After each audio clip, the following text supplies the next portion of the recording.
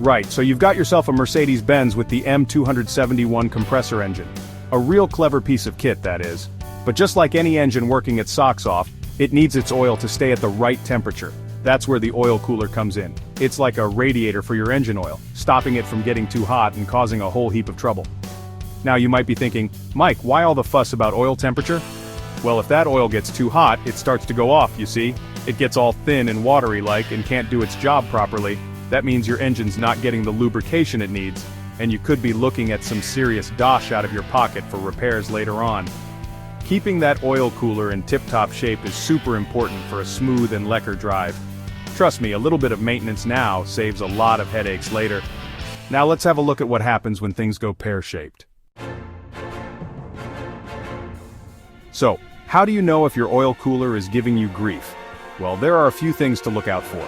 First off, keep an eye on your temperature gauge. If you're seeing that needle climbing higher than usual, that's a big warning sign, bro. Another thing to watch out for is any oil leaks. Have a gander under your car after it's been parked for a while. If you see any oil spots, especially around the oil cooler area, you know something's not right. And lastly, pay attention to how your engine's behaving. If it's feeling sluggish, a bit DOF, or just not running as smoothly as it should, a dodgy oil cooler could be the problem.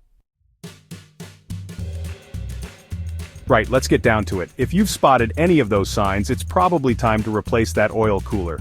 Don't worry, it's not as tough as it sounds. First things first, you'll need a few tools.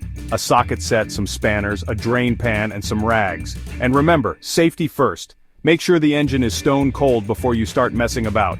Now find the oil cooler. It's usually bolted onto the side of the engine block. Once you've found it, carefully disconnect the oil lines and unscrew the bolts holding it in place. With a bit of a wiggle, the old oil cooler should come loose. Now grab your new oil cooler and make sure the surfaces are nice and clean.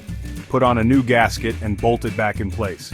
Reconnect the oil lines and make sure everything is properly tightened.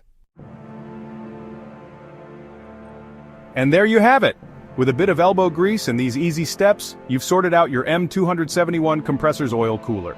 Now your engine can relax, knowing its oil is being kept at the perfect temperature. You'll feel the difference too: smoother running, more power, and no more oil leaks.